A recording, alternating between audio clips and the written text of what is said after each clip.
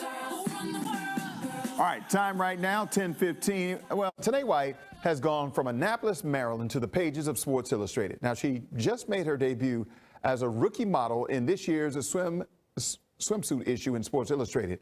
Now, I had a chance to catch up with her and talk all about her experience and why she decided to rock her natural curls for this shoot. So, Tanae, tell me about how this all came to be, because this wasn't your typical path to getting into a Sports Illustrated swimsuit issue.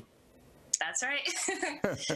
I was actually working across the water of DC and Arlington, working as a specialist for one of the defense and aerospace agencies, one of the largest in the world.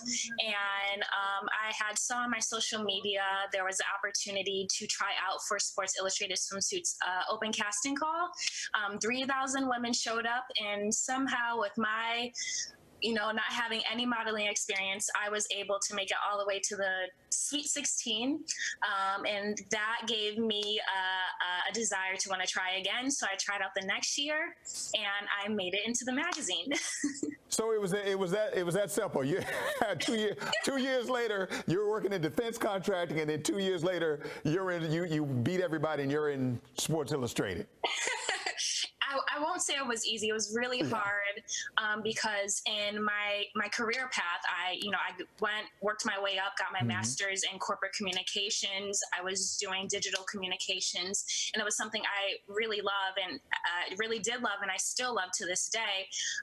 But I think that there was another passion of mine that sort of was budding, and it reignited. So it was a lot of sacrifice. I had to do a lot to sort of make this transition into modeling full time, but I definitely do not regret it at all. There's a lot of conversation, always a lot of conversation. I mean, we've changed the rules in regards to how people can talk about hair at work and that kind of thing. So tell me how that all plays out for you. Well, I feel really empowered to be able to represent Black women who do have natural hair. My own natural hair journey was quite a long one. I actually shaved my head off 3 years ago. So to be in this huge publication now with natural hair, which I'm just still getting acclimated to, just means a lot to me.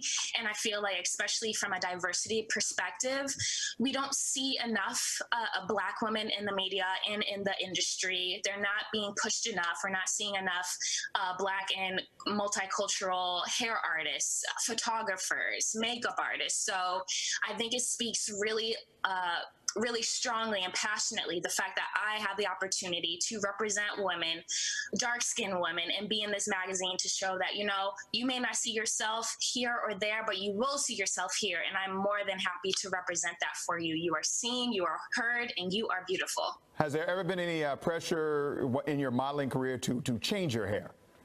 No, actually, I was worried too, because professionally I've only been modeling for a year or so. And so when I went in to meet with my agencies, I went in with a wig. I went in protecting my afro because I was scared. I've heard a lot of horror stories in the industry where people don't understand, natural hair and will destroy your curl pattern. So I went into my agencies with the idea that I just would never show my natural hair, but they were like, no, we love your natural hair. We would love to see more of it. Like, we want the full you, like 100%. Like, let's see what this can do. And so I'm really happy that I can just sort of embrace all of me in this job. What's next for you? I mean, the bar is pretty high.